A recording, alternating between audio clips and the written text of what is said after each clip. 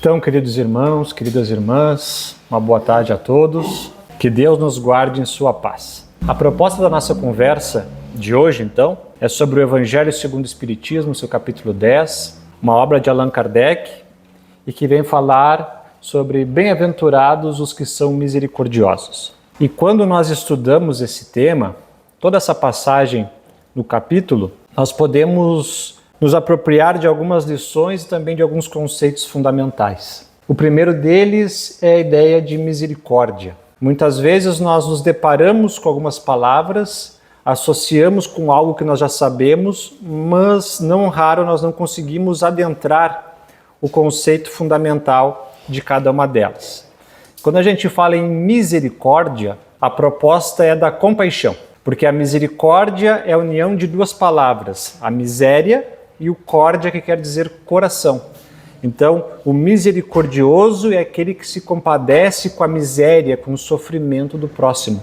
Aí vem então a compaixão. O perdão, que é a maior expressão de amor que nós temos, porque o prefixo per, ele dá no mínimo 3 ideias. A primeira deles, através de. Por exemplo, quem é da área da saúde, tem medicações que você aplica via percutânea, através da pele. Pode dar uma ideia da química, o permanganato, por exemplo. Mas a ideia do perdão quer dizer totalmente. Per é de totalmente. Então, perdoar é se doar totalmente, exclusivamente, ou também intensamente. Por exemplo, existe a palavra percorrer, fazer todo o percurso perfeito. O per quer dizer total. E logo depois, então, vem o seu significado. Então, perdoar é doar-se por completo. Quando alguém te ofende, quando alguém te agride, é aí que você tem que fazer um exercício maior de doação, de amor, se doar. Se um irmão te convida a caminhar 1000 passos com ele, vá lá e caminha 2000, faça a mais, doa-te por completo. Também dá uma ideia no nosso texto. Outro conceito é a indulgência, que nada mais é do que a tolerância diante a imperfeição dos outros. E as nossas também. Nós falamos muito sobre isso, no cuidado com o próximo, mas muitas vezes a gente se castiga demais. Então a tolerância é tanto para com o equívoco do nosso irmão, como para o nosso. Outra palavra é reconciliação. O conciliar aqui dá uma ideia de união amigável, de estar junto. Então o o prefixo dá uma ideia de novamente. Então reconciliar é fazer uma nova união, unir-se novamente, sinal que em algum momento houve uma ruptura. A outra forma é a mágoa, é esse sentimento de desgosto que nós temos quando nós somos ofendidos. Então existem 2 movimentos, a mágoa e a culpa. Nós ficamos magoados quando é de fora para dentro. E quando nós não conseguimos superar a mágoa, nós entramos num ressentimento, ficamos sentindo novamente, remoendo aquilo. E vamos adoecendo, ficando enfermos. Muitas doenças que nós temos no nosso corpo é por falta de perdão, por mágoa acumulada. Tem um cardiologista em Porto Alegre, claro que a maioria conhece, o Fernando Lucchesi, que ele não é espírita, mas é uma pessoa muito espiritualizada, e ele diz assim que antes de fazer uma cirurgia no coração de algum paciente, ele gosta de fazer uma anamnese completa, não só pedindo exames para ver como é que o coração está funcionando, mas saber o estilo de vida daquela pessoa. E ele diz que é muito comum, após conversar com um ou outro, dizer assim, se você não aprender a perdoar teu pai, ser mais tranquilo em casa com a tua esposa e com teus filhos, e não se estressar tanto no trabalho, eu até posso fazer a cirurgia agora, mas daqui a 6 meses eu vou fazer outra novamente. Porque a doença que tu está tendo biologicamente vem do teu comportamento espiritual. Então, mágoa e culpa, gente, poderão gerar doenças físicas, uma questão psicossomática. E por fim, a culpa é o contrário da mágoa. Enquanto a mágoa é nós nos sentirmos ofendidos, a culpa é o remorso. Nós ficamos remoendo algo que nós fizemos para o outro e ficamos nos culpando ao invés de nos responsabilizar. A culpa nada mais é que uma fuga da responsabilidade. E nós também ficamos nesse trânsito. Então, tanto a necessidade de perdoar quem nos ofende, quanto de nos perdoarmos, o auto-perdão também. E a passagem que inicia, que Allan Kardec começa a estudar nesse capítulo, é quando Jesus nos diz, bem-aventurados os que são misericordiosos, porque obterão misericórdia. Bem-aventurados quer dizer felizes. Mas a felicidade de Jesus que ele nos propõe é uma felicidade espiritual. Porque a felicidade humana, terrena, material, ela é muito pueril, porque a matéria é transitória, então é uma felicidade muito curta. Quando Jesus diz felicidade, é essa felicidade espiritual da conquista de uma virtude. Depois que você conquista uma virtude, nós não perdemos mais. Então, bem-aventurados, felizes os que são misericordiosos, porque eles obterão misericórdia. Está falando aqui da lei de causa e efeito. Fazer para o outro que gostaria que fizesse para si. É o raciocínio lógico. Quando nós nos enganamos muito e vamos nos enganar muito mais porque nós somos espíritos imperfeitos, nós estamos em aprendizado. Então, quando eu erro, eu cometo algum equívoco, como é que eu gosto que uma pessoa me trate? Com rigidez, com violência? Não. Então, por que eu trato a pessoa assim? Quem aqui já teve um cargo de chefia? Seja em qual posto for. Por que você não trata os seus subordinados como tu trata o teu chefe? Com o chefe todo mundo é calminho, né? A maioria, pelo menos. O chefe vai lá, não, patrão, tem que ver. Daí quando chega com um funcionário, vai lá e desce a lenha. Por quê? Se tu consegue com um, por que tu não faz com o outro? Questão do respeito, né? Isso é básico. Então a gente vê aqui.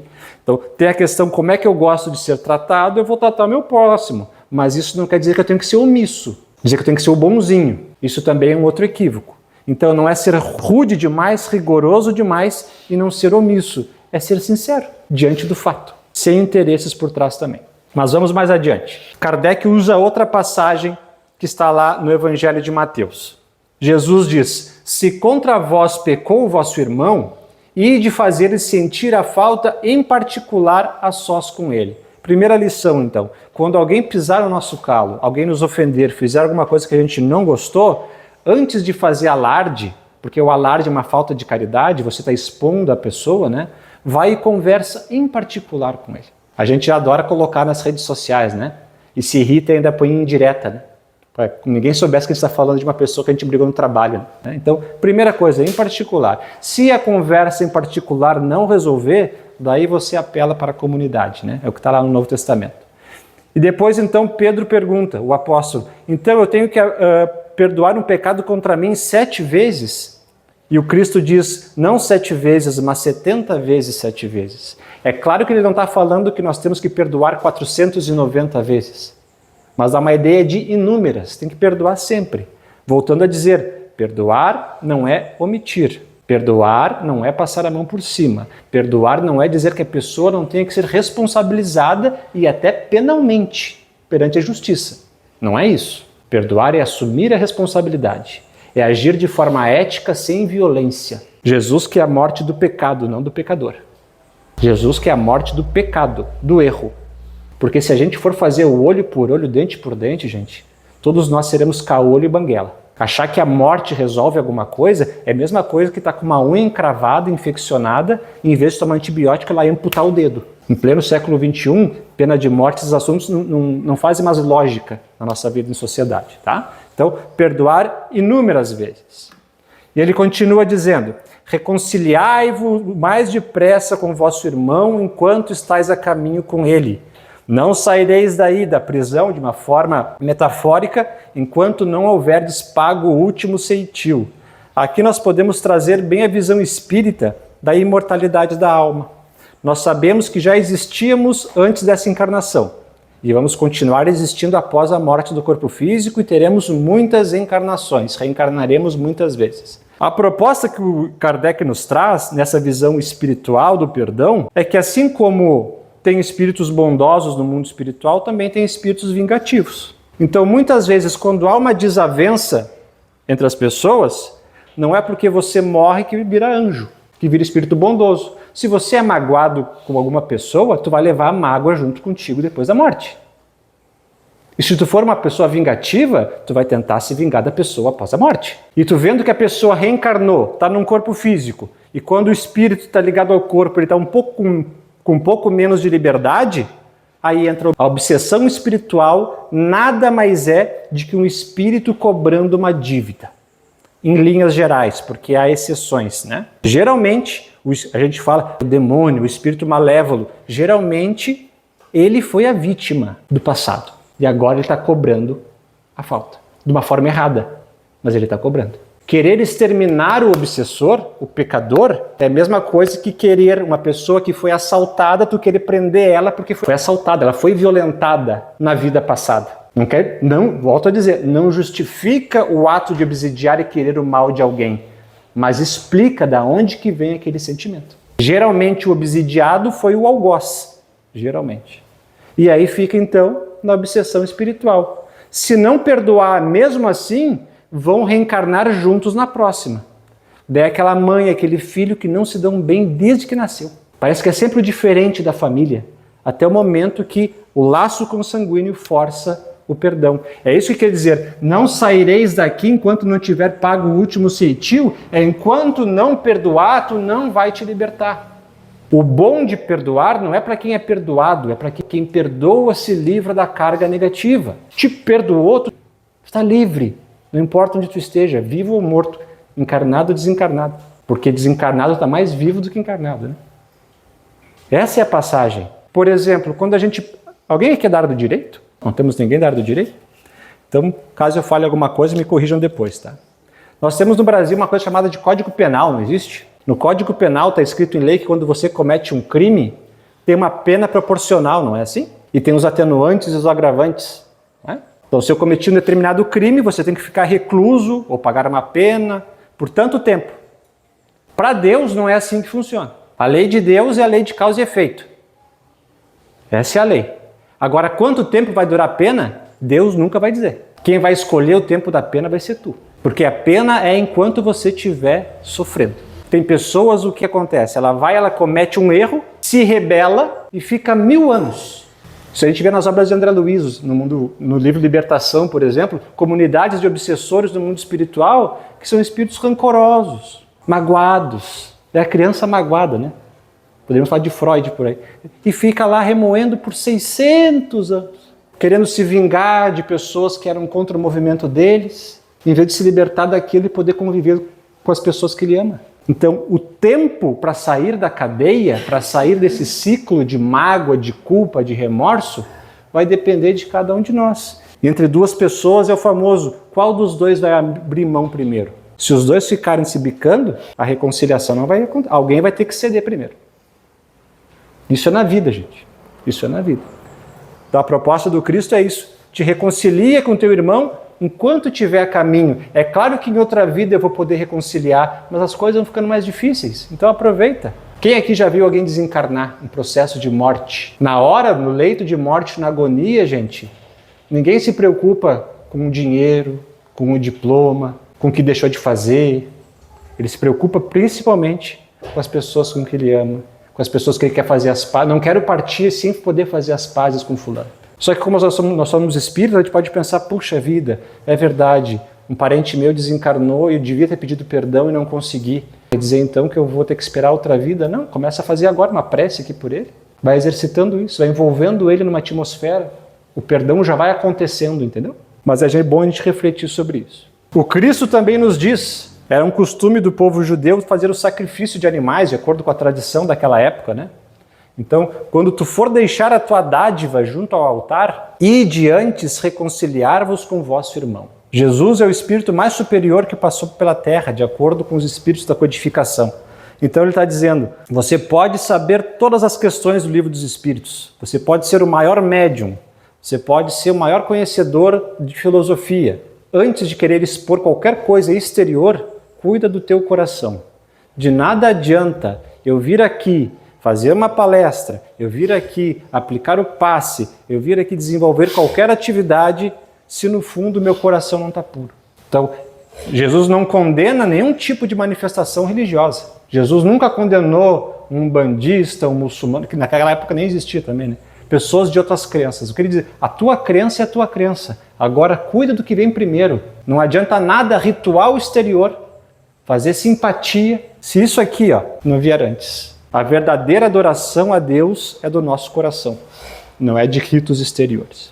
Depois o Cristo vem nos falar sobre a indulgência, uma forma muito agradável, vamos dizer assim, da gente poder se relacionar. Quando a gente começa a utilizar da tolerância para com a imperfeição dos outros, geralmente a nossa vida fica mais leve. Jesus nos diz, como é que verdes um argueiro, um cisco, no olho do teu irmão, quando não vedes uma trave no vosso olho. André Luiz, um espírito que trouxe muitos livros através de Chico Xavier, vai nos trazer uma informação quando ele estava no mundo espiritual. Quem lembra, André Luiz foi um médico, ele desencarna e começa a trazer a narrativa do mundo espiritual, iniciando pelo livro Nosso Lar, que inclusive já é um filme. E o André Luiz já estava recuperado, já tinha sido resgatado, estava em Nosso Lar, quando um dia, atendendo espíritos sofredores, ele viu um espírito que ele achou uma criatura extremamente antipática. O espírito sofredor, ele tinha sofrido eutanásia, daí ele entrou no hospital espiritual e viu aquele homem assim, ele disse, que antipatia. Ele dizia, a criatura gerava mais piedade do que simpatia. E daí ele começou a pensar, mas que vibração é essa, né? O que eu estou sentindo? Ele narra, procurei contudo vencer as vibrações inferiores que me dominaram, a fim de observar acima do sofredor o irmão espiritual. Quando ele começou a fazer esse exercício mental, desapareceu a impressão de repugnância, ou seja, aquela pessoa nojenta, aquele asco, né, começou a diluir, aclarando-se-me os raciocínios. Apliquei a lição a mim mesmo. Como teria chegado por minha vez ao Ministério do Auxílio, deveria ser horrível meu semblante de desesperado. A gente começa a olhar, né? A gente condena tanto o nosso próximo, a gente olha e começa a pensar quantas vezes eu já fiquei errado, né? Vejo isso muito no meu trabalho. Tantos colegas que fazem isso, fazem aquilo, e condenam e fala, daí tu olha o histórico da pessoa, também está cheio de BO. E tu pensa, é o sujo falando do mal lavado, né? A gente condena o erro do outro porque o outro fez isso, esqueceu aquilo, daí dá para dizer, tá, mas a gente também esquece. Não vou falar de política, prometo que hoje não vou falar. Mas se a gente pegar assim, um defende o lado, depois defende o outro, daí se tu for comparar o outro, faz as mesmas coisas que o lado que a gente defende e vice-versa, e a gente briga com os parentes por causa de político, né? Bom, não vou entrar nessa, tá? Tolerância. E daí o André Luiz conclui dizendo, quando examinamos a desventura de alguém, lembrando as próprias deficiências, há sempre asilo para o amor fraterno no coração. Então, cuidado, né, pessoal, para a gente não julgar o outro. Para nós encerrarmos, irmos para o nosso final, Allan Kardec faz um estudo da famosa passagem da mulher adúltera, famosa que a maioria de nós já conhece. Essa passagem aqui, pessoal, se a gente fosse estudar ela assim em detalhes, ela é tão profunda sobre o perdão, o auto-perdão, a renovação, o julgamento, né, enfim, aquelas lições que nós colocamos no início, que eu acho que a gente demoraria uns 5, 6 anos para começar a entender ela bem. Se a gente estudasse ela uma vez por semana, a gente ia demorar uns 5, 6 anos, e eu não estou sendo exagerado, para entender ela assim em detalhes, que ela é muito profunda, quando a gente olha do ponto de vista espiritual. Mas eu pensei em algumas partes que dizem bem respeito ao assunto da nossa conversa. Tá? Qual é a situação? Uma mulher foi pega em adultério pelos senhores da lei, e ela tinha que sofrer uma pena de acordo com a lei de Moisés. Os homens da lei levaram adiante de Jesus para ver o que o mestre orientava. E a partir daí vem toda uma história. Então diz assim no Evangelho. Então os escribas e os fariseus eram as pessoas da elite pensante e dominante da época. Os doutores e os cumpridores da lei e dos rituais. Tá bom? Esses homens, considerados a elite pensante da época, trouxeram uma mulher que fora surpreendida em adultério, em equívoco, em erro. Aqui, adultério é da conotação sexual, mas adultério é toda vez que a gente trai a confiança de alguém é adultério, né? Ser corrupto é adultério. Sonegar imposto de renda é um adultério. Furar fila é adultério, certo? Pegar abono do governo quando tu não tem direito é adultério. E por aí vai adiante o adultério. Tá? E pondo a pé no meio do povo, ou seja, tinham no meio de uma praça cheia de gente, eles foram lá e escandalizaram, botaram ela no meio para que todo mundo visse ela, né, a adúltera, a mulher que nos envergonha os padrões da nossa raça. Tá? E disseram para Jesus, mestre, essa mulher acaba de ser surpreendida em adultério. Moisés, pela lei, ordena que se lapidem as mulheres adúlteras. Lapidar é apedrejar a pessoa até a morte. Ou seja, além de tu expor a imagem da pessoa porque ela se equivocou, ela morre a pedradas. Só que aqui é uma hipocrisia. Já começa aqui Jesus a desconstruir essa elite. Porque na lei de Moisés está escrito que os adúlteros têm que ser lapidados, o homem e a mulher. Por que eles levaram só a mulher? Por que a mulher traiu o marido? Será que foi por ela mesmo? Ou será que foi por ele não atender às necessidades da mulher, ser uma pessoa opressora, e ela então encontrou nos braços de outro homem o carinho necessário e o afeto? Quem aqui pode julgar? Só que o pior, entre aspas, vem depois, né? Diz o evangelista: esses homens diziam isso para Jesus para o tentarem porque queriam do que acusar. Ou seja, eles não estavam indo lá para tentar realmente entender a situação. Eles estavam para fazer uma pegadinha com Jesus. Porque se Jesus dissesse assim, olha, tem que libertar ela, ele poderia ser acusado como uma pessoa que estava indo contra as leis de Moisés. E se ele dissesse, apedrejem logo ela, todo mundo ia dizer, olha, esse aí não é tão bonzinho como fala. Então era uma pegadinha, tá? Mas para um assunto muito grave, né? Jesus, porém, abaixando-se, entrou a escrever na terra com o dedo. Nós falamos em outra exposição há pouco tempo sobre bem-aventurados os pobres de espírito, que a humildade vem de humo, vem de terra. Então, diante de uma situação assim, de expor uma pessoa, de apontar o erro de outra pessoa, Jesus se curva e aponta para a terra. Ou seja, para tratar desses assuntos é preciso humildade. E nós podemos fazer um livre exercício, né? Ele começou a escrever na terra. O que será que ele começou a escrever? Misericórdia, tolerância, todas as virtudes necessárias para usar naquele momento, para livre pensar, tá, gente? Mas como eles continuavam, né? Os fariseus e os escribas continuassem a interrogá-lo, ou seja, o mal é persistente. Você perceberam isso aqui? O mal está sempre lá, mas por quê? Vai, e aí? Por que quando a gente fala do bem a gente é tão tímido, né? Com o bem nós não somos persistentes. Já perceberam isso? A gente está indo com o bem. Qualquer pessoa que fala alguma coisa a gente já murcha. E desce da cruz. A gente não testemunha até o final. A gente paga para não se incomodar. Mas o mal não. O mal, se deixar, faz um griteiro. Numa equipe de 40 pessoas, se tem uma que destoa e gosta de um furdunço, é famosa, né? Batata podre estraga o saco todo. E a gente fica quieto, achando que ser bom é ser silencioso e deixar que o mal tome conta e destrua um trabalho. Isso é omissão ou covardia moral. Não quer dizer, volto a dizer, que a gente tem que se posicionar com violência.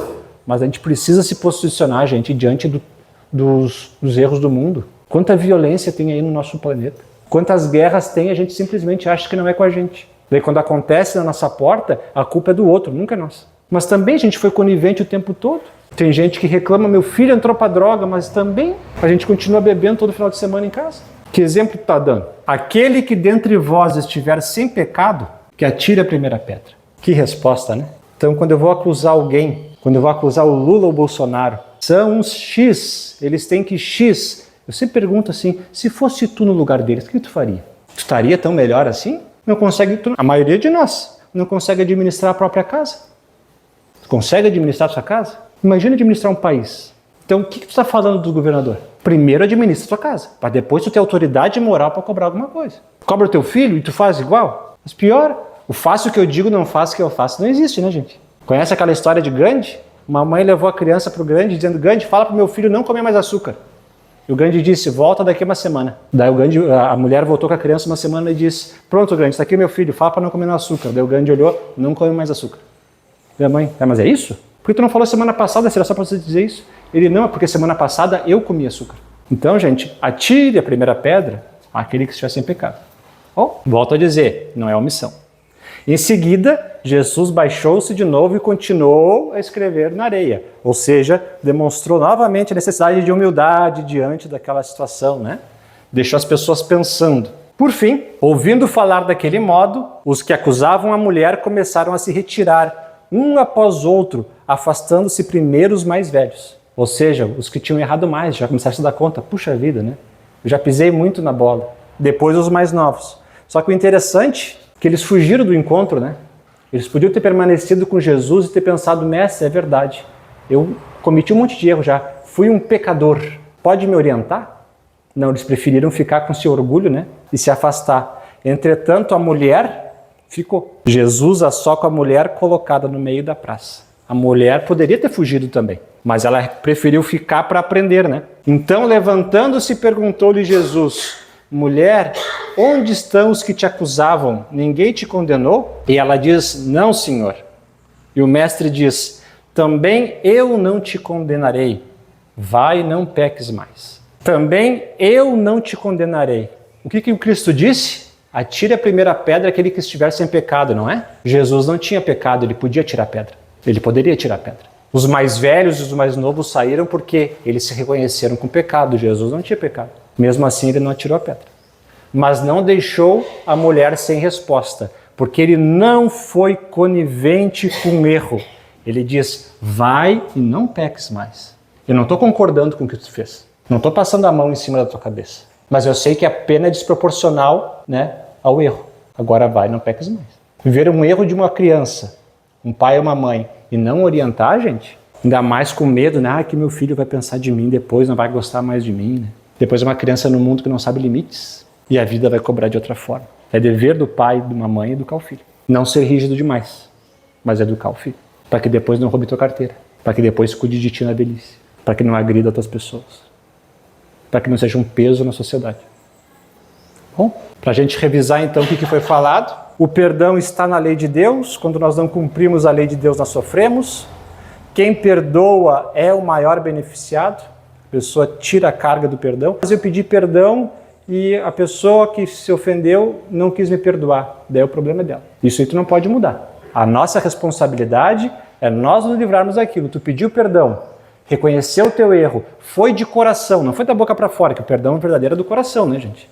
Tem gente que fala, não, eu te perdoo, mas Deus está vendo. Que perdão é esse? Tu está terceirizando a vingança, né? Tá pedindo que Deus vingue. Isso é perdão dos lábios, falando perdão do coração. O maior beneficiado é quem perdoa. Se a pessoa não quer te perdoar, daí é entre ela e Deus. Tá? E muitas vezes as pessoas se ofendem também, né, gente? Fala uma coisa, a pessoa entende totalmente outra e se ofende. Que responsabilidade eu tenho isso com ela? O verdadeiro perdão é o do coração. As desavenças que nós temos podem repercutir em obsessões espirituais, em existências futuras, em outras encarnações. Então, se reconciliar enquanto há tempo, ser tolerante para com as nossas imperfeições, como para as imperfeições do nosso próximo, cuidado para não guardar muita mágoa, não guardar muita culpa, e Jesus é o maior exemplo de amor à humanidade. E aqui nós encerramos dizendo, né, queridos, a síntese de todas as virtudes é o amor. Porque o amor, além de ser a síntese, né, ele é matéria-prima de todas as virtudes. Não é possível respeitar alguém se tu não ama aquela pessoa. Nem que seja o germe do amor, mas tu tem. Ser indulgente com alguém, a indulgência é movida pelo amor. O perdão, ele é movido pelo amor. Então, o amor é a síntese de todas as virtudes. E, na verdade, o que é bom a gente pensar também, que o ideal será viver num mundo onde o perdão não seja mais necessário. Porque quem ama de verdade não se ofende. A gente só precisa perdoar porque se ofendeu. A gente precisa pedir perdão para Deus. Deus se ofende, Deus fica brabo com a gente. Não faz sentido, né? A gente tem que pedir perdão como um exercício de humildade para nós. Mas Deus não se ofende. Jesus chegou num nível espiritual tão grande que ele não se ofende mais. Mesmo assim, ele nos dá a lição do perdão. Por exemplo, os apóstolos que o abandonaram quando ele estava na cruz, porque amigo que abandona amigo na hora do aperto é traíra? Não é assim que fala? Tu é meu amigo quando eu estou na boa, daí quando eu estou numa ruim, os amigos tudo desaparecem. Foi o que aconteceu com Jesus. Ele foi condenado à pena de morte. E tem cristão e espírita que defendem pena de morte. Matar o que se o espírito é imortal, gente? Isso não tem lógica. Tá? E o Jesus foi condenado à pena de morte. Jesus foi condenado à pena de morte. E depois apareceu espiritualmente, né? Porque corpo que morreu não ressuscita. E se subiu aos céus, então daqui a pouco James Webb vai ver o corpo lá dando volta na lua. Né? Isso aí não acontece. É aparição espiritual, é materialização. Ele apareceu para os seus amigos que haviam abandonado. Depois ele aparece em Jerusalém, que foi o povo que crucificou ele. Quando ele está na cruz, ele diz, perdão, Senhor, porque eles não sabem o que fazem. As pessoas estão te crucificando. Crucificação é meter prego nos pulsos, é meter prego nos tornos. Prego. Eu espeto o dedo, às vezes, para fazer teste de glicose, já dou um pulo. Imagina um prego enferrujado aqui. Numa farpa nas tuas costas. Não acham lá que eles pegaram uma madeira e pegaram uma lixa e ficaram, não, vamos lixar a madeira para Jesus? Ó. Foi madeira cheia de farpa. Não é felpa, né, gente? É farpa. Não existe felpa. É farpa. Cheia de farpa. Já botou uma farpa embaixo do dedo? Dói, né? Tu imagina 40 mil farpas nas tuas costas, depois de tu ter levado chicotada de tudo que é lá, ser cuspido, uma coroa de espinho te fazer cego, teus amigos que seriam a tua fonte de sustento te abandonam, o povo que te recebeu 3 dias antes dizendo que tu era o rei dos judeus, te jogavam coisas te cuspindo na cara. E daí tu está crucificado na cruz e ele diz, perdão, Senhor, porque não sabe o que fazem. É uma pessoa que está muito acima.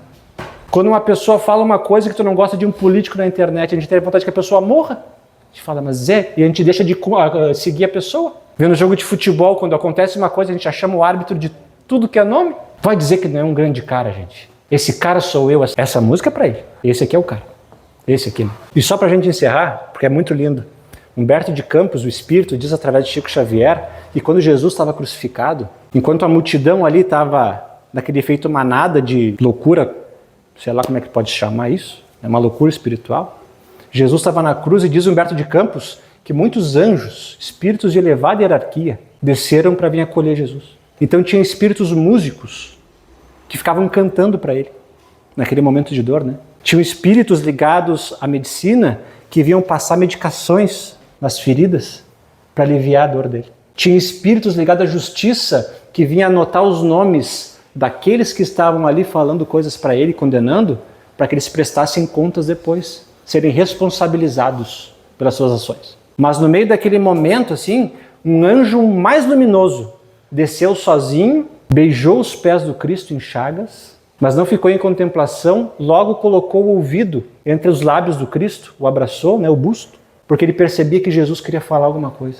E Jesus falou uma coisa para ele e o anjo saiu correndo, voando, né? Daí todos ficam pensando, mas que anjo era esse? Humberto de Campos diz, era o anjo da caridade. Naquele momento de dor, Jesus recorreu a ele porque lembrou que Judas, a recém, tinha cometido um enforcamento, suicídio. E ele na cruz diz, aquele que me traiu acabou de se matar. Vai lá atender ele. O anjo da caridade, o anjo do perdão, na maior hora de sofrimento, ele pensou naquele que mais o magoou, ao invés de pensar em si. É uma grande lição para a nossa vida, gente. A gente encerra aqui pensando no nosso Divino Mestre. Que a gente possa fazer da nossa vida um pouquinho mais leve, gente. Para a nossa saúde mental, para a nossa saúde física, para a nossa saúde espiritual e para transformar um mundo um pouco melhor. Eu não posso mudar todo mundo, mas mudar o círculo onde eu vivo, eu posso influenciar para melhor. Vamos ser agentes da paz. Esse é o nosso convite, tá bom? Obrigado pela atenção de todos.